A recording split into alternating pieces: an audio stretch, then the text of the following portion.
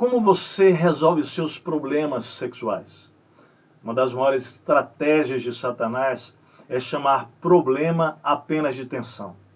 E a grande questão é que tratar um problema que precisa ser resolvido apenas como uma tensão gera um problema maior ainda na nossa vida espiritual. Hoje nós vamos falar sobre isso, nós vamos falar sobre batalha espiritual, destruindo as fortalezas. O nosso estudo é o estudo 5.5.6 da Bíblia de Estudo do Discipulado, resolvendo o problema do pecado sexual. Nós vamos pensar sobre isso hoje com bastante temor e ouvir o que Deus tem a falar ao nosso coração.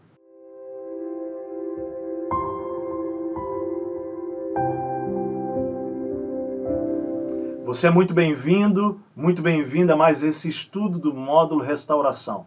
A base do nosso estudo acerca desse tema é Esdras capítulo 10, versículos 1 a 17, quando todos os homens de Judá e Benjamim que haviam voltado do exílio deveriam devolver, enviar de volta as mulheres com as quais haviam casado, as mulheres estrangeiras, para suas nações de origem. E o objetivo, o propósito é que eles tinham um problema sério a resolver dentro da nação de Israel a partir disso, da imoralidade sexual, e essa situação precisa ser resolvida, precisava definitivamente.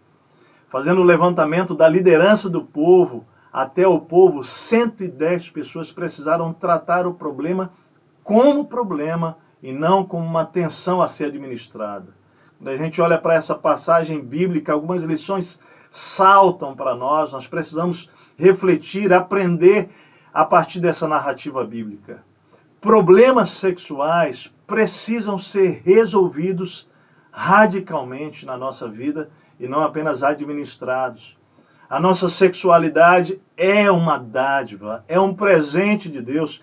E o sexo em si, nós sabemos, não é pecado, mas quando ele é usado de uma forma deliberada, desequilibrada, descomprometida com Deus e com você mesmo e com o próximo, se torna muitas vezes uma perversão que destrói nossas próprias vidas e todos que estão envolvidos com ela.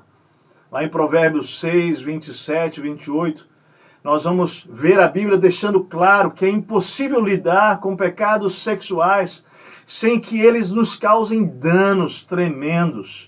Eles vão destruindo a nossa vida, assim, pouco a pouco, até que completamente nós somos destruídos. Mais cedo ou mais tarde, se nós não percebermos a importância de sermos radicais em eliminarmos da nossa história. Veja o que diz lá em Provérbios: pode alguém colocar fogo no peito sem queimar-se? Não é? Ou sem queimar no mínimo a roupa? Pode alguém andar sobre brasas sem queimar os seus pés? Impossível, nós sabemos disso. Então pensar que espiritualidade e sexualidade não andam juntos, que não interferem a minha sexualidade na minha espiritualidade, é uma ilusão. Deus deseja que a sua família expresse o caráter da santidade dele e da aliança que ele fez comigo, que ele fez com você. Deus espera isso de nós. Lá em Malaquias, capítulo 2, 13 a 16, Deus já não olha para a oferta do povo que está sendo oferecida. Deus não olha com alegria, Deus não olha com prazer. E a razão? O texto responde: porque há imoralidade, infidelidade nos casamentos, quebras de aliança, divórcios, violência. Ou seja, o problema é gigantesco. E o povo está tentando viver a sua vida, seguir a sua vida, como se não houvesse relação nenhuma da minha sexualidade com a minha espiritualidade, tentando viver uma espiritualidade com naturalidade, mas mergulhado em pecados sexuais e achando que aquilo não interferiria na sua relação com Deus, na sua santidade, na sua espiritualidade. O texto deixa claro que não, que isso é uma grande ilusão. Pois eles têm um elefante, né? Aquela ideia do elefante branco na sala da casa, mas é do coração, fingindo que nada está acontecendo. Isso é uma ilusão. E a pergunta então é: como está essa área sexual na sua vida? Você tem batalhado com integridade nessa área? Todos somos tentados. Isso sim, isso é uma tensão real para lidarmos sistematicamente com uma tensão que precisamos administrar. Mas nossas quedas sexuais, não. Nossas quedas sexuais são graves problemas que precisam ser encarados como tais.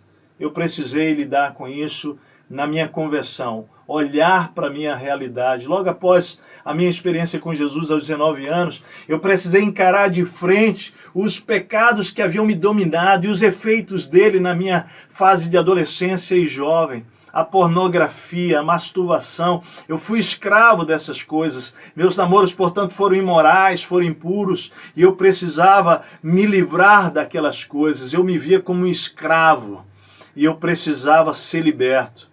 Eu precisei de arrependimento, eu precisei identificar as brechas por onde sempre Satanás tinha vitória para me destruir. Eu precisei identificar as iscas que ele usava, né? Aquelas coisas que vão entrando para seduzir, e você vai lá e morde aquilo e você cai mais uma vez. Eu precisei ser honesto comigo mesmo, dar nome aos meus pecados, denunciá-los, estabelecer prestação de contas com aquelas pessoas naquela fase da minha vida e a partir dali nunca mais abandoná-las, colocar cercas altas para me proteger, andar em transparência, em vulnerabilidade, para com a minha esposa, por exemplo, anos depois casei com a Martinha, e hoje ela sabe, caminha comigo em transparência nessa área, meus parceiros de microgrupo, de discipulado, eu tenho procurado manter a minha vida em santidade um dia de cada vez, com resoluções importantes. Aprendi que a radicalidade contra o pecado sexual expressa o nosso compromisso radical com a santidade que buscamos em Deus. Eu não sei como você tem vivido, mas eu creio que você quer uma vida de santidade. Se você tem sido prisioneiro do pecado sexual, confesse a Deus. Confesse a Deus hoje. Ele pode, Ele mesmo, destruir as fortalezas que lhe estão prendendo e levá-lo ao caminho da restauração. Mas não confesse apenas a Deus, confesse também a alguém da sua confiança. Lá em Tiago 5 diz que nós somos curados quando confessamos nossos pecados e oramos uns com os outros. Deus quer tornar você livre e você se tornará uma bênção para a cura e restauração de muitos outros, e isso para a glória de Deus. Que Deus abençoe sua vida, que Deus me abençoe e que sigamos juntos numa jornada de realmente espiritualidade saudável através da nossa vida sexual. Que Deus abençoe.